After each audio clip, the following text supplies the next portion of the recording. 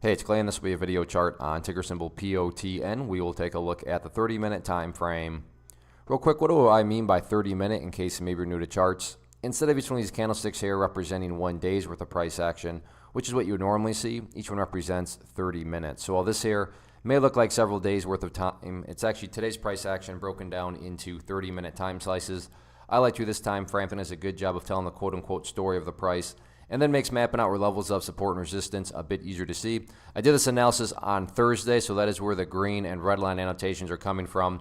And today, though, I checked it earlier, and then all of a sudden pulling it back up now to do the video, caught a little off guard because the price had a very rough final part of the afternoon and actually fell back below that level of resistance. So this whole time I was getting ready to come here and convert this red line to green because, you know, that would now be considered an area of support. And yeah, it did do a great job of holding that support all, pretty much all day long.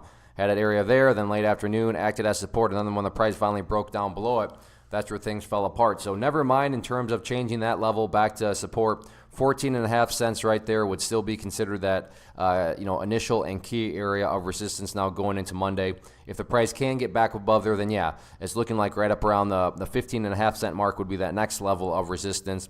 But at this point, I'm not even going to mark that out because the bulls first have to prove themselves in the shorter run. What do I mean by prove themselves again?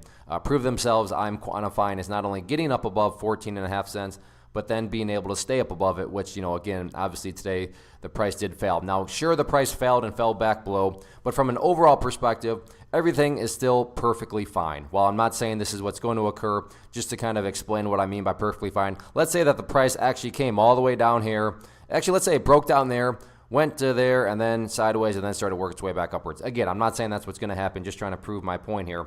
What would you still have? Emphasis on big picture. Well, from the big picture perspective, you'd have a set of lows there, you'd have lows there, you'd have lows there, you'd have lows down there. If you picture these as stair steps, then you can see that from the big picture point of view, the stair steps would still very clearly be headed in the upwards direction. So sure, today, this afternoon was a bit of a buzzkill right there, but, that's just a very small slice of time. Looking at a whole lot more slices of time as we're doing, you can see the price does still have an opportunity to build that higher stair step, and that'll be the key priority next week. So we'll see how the price continues to play out.